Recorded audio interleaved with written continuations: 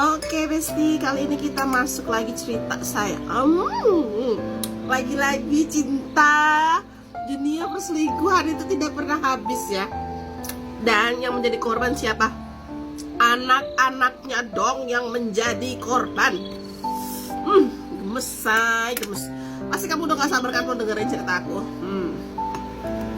Langsung saja, bismillahirrahmanirrahim. Mari makan.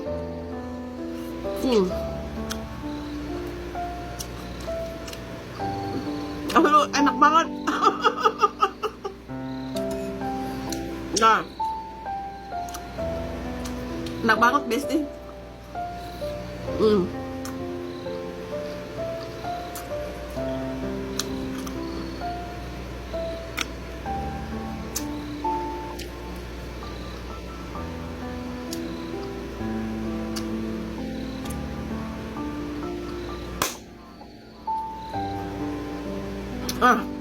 Jadi ceritanya begini, Be.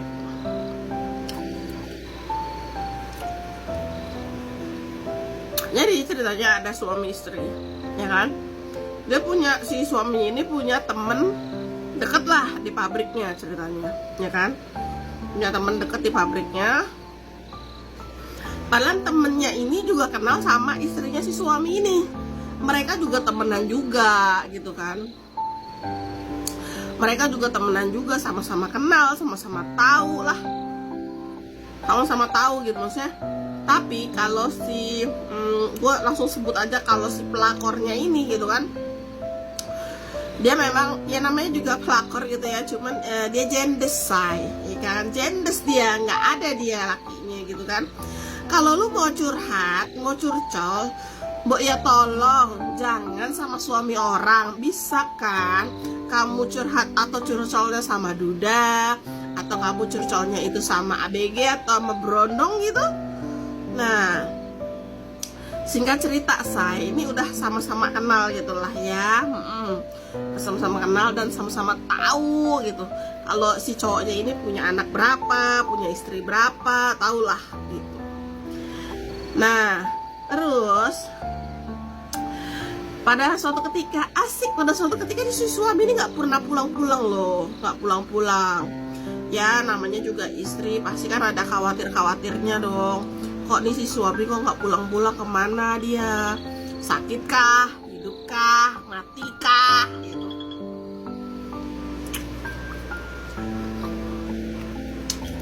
Si istri ini penasaran, kemana nih orang nggak pulang-pulang?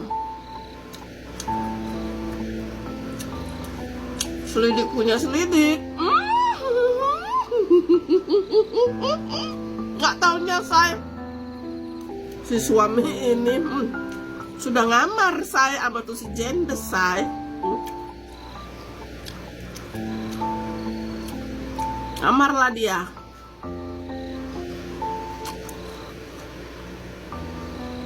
Nah, ada tuh ngamar, istrinya ini bertanya-tanya sama temennya. Kamarnya ini cerita zaman dulu ya. Istrinya bertanya-tanya sama temen-temennya, tahu nggak suami saya kemana, kok dia nggak pernah pulang-pulang gitu. Tanya ke teman-teman pabriknya, katanya sama si perempuan ini gitu kan. Nah, tadinya masih nggak percaya gitu kan. Tapi ternyata mau gimana pun lu nggak percaya, kalau udah faktanya di depan mata, mau gimana lagi?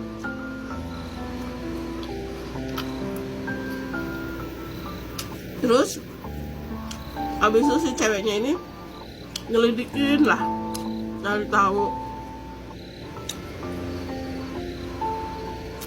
Dia bawa tuh anaknya,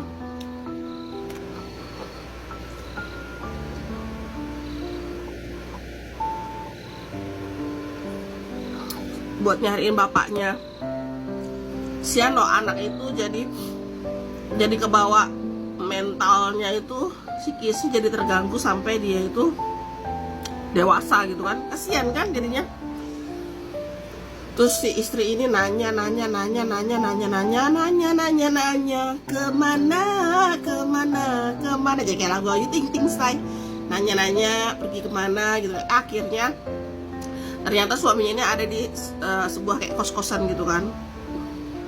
Nah terus si ibu ini, si istri ini tanya kan, bener nggak kalau ini rumahnya si pelakor, katanya gitu. Oh iya bener bu, ini rumahnya.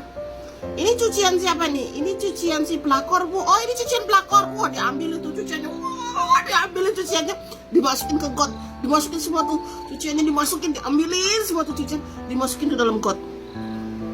Nggak peduli apa itu ya, cancutres itu kan.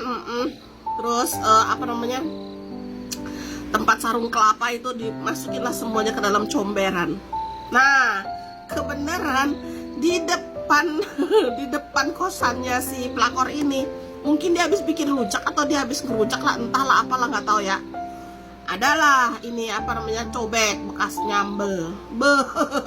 Nah diketok-ketok nih, lama banget nih diketok-ketok. Kayaknya sih lakinya ada di dalam nih ya, kayaknya lakinya ada di dalam nih. Tapi entah bagaimana kayaknya nih laki lompat kayak baju lompat gitu lah, entah. Lanjut ya kan, ketok-ketok dibuka kan. Terus ditanya, suami saya mana? Kata gitu. Buka pintunya, tahu kamu apa yang dilakukan si istri ini kepada si pelakor?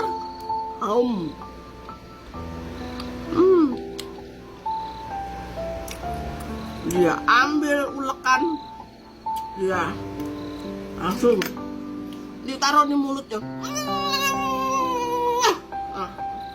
diunyak-unyak itu ulekannya di mulut si perempuan. Pedes nggak ya say? Pedes lah ya. Ngeliat lakinya ngeliat ada istrinya, kabur dia. Kabur nggak pulang-pulang, udah nggak ada kabar. Bertahun-tahun si istri ini ngehidupin anaknya. Banyak anaknya, nggak cuma 3, banyak. Dia berjuang dengan jualan. Ya Allah sedih banget karena si perempuan ya. Tapi perempuan itu termasuk hebat sih. Nah terus suatu ketika adalah berita gitu, tersanter gitu kan. Nih anaknya udah gede nih, yang cerita kan anaknya ke gua. Tersanter lah berita bahwa katanya bapaknya nih jadi supir di Grandville. Dicari lah nih sama mamanya nih, bener nggak dia jadi supir di Grandville gitu. Padahal mah istrinya nggak ngapa-ngapain, istrinya cuma pengen tahu kalau emang lu udah tahu dia sehat ya udah gitu kan. Dilepas gitu aja, istrinya nggak dinafkahin, nggak diapain gitu kan. Nah terus habis itu setelah dia cari-cari kan ke ini, jadi dia kayak antar jemput anak sekolah gitu, supir antar jemput anak sekolah gitu. Pas udah ketemu si laki-laki ini lari lepas dari tanggung jawab, terus putus komunikasi selama beberapa tahun, lanjut nyambung lagi komunikasi buat apa? Jual rumah. Hei, kamu ya bener-bener ya laki-laki dakjal, tidak tahu bertanggung jawab ya. Pengen gue punya gue lepehin, gue injek ya.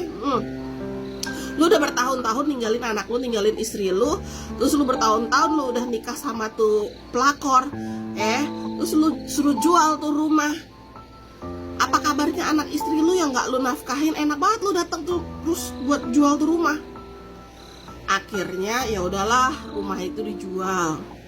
Dan setelah rumah itu dijual, cuman buat ngambilin duitnya doang, si pelakor ini mungkin dia udah kena karmanya. Dia minta maaf lah dia sama anak-anak kandungnya. Waktu dia mau nikahin anaknya, diundang lah dari keluarga istrinya, diundang. Cuman dari keluarga istrinya ini udah meninggal gitu. Jadi cuma tinggal anak-anaknya aja gitu kan. Terus minta maaf ya kan. Dia minta maaf nih ke anak-anaknya dari istri yang pertama gitu kan, minta maaf. Cuman ya nasi sudah jadi bubur, mau diapain lagi, orang si istri juga udah nggak ada gitu kan, tinggal anak-anaknya. Terus si pelakornya ini dia ngomong begini, ya saya minta maaf ya, tolong jangan diambil hati. Enggak diambil hati gimana, lu gila lu ya. Sekarang anak saya udah kena karmanya. Tuh kan, kena karma kan. Duh, Tak habis pikir daku.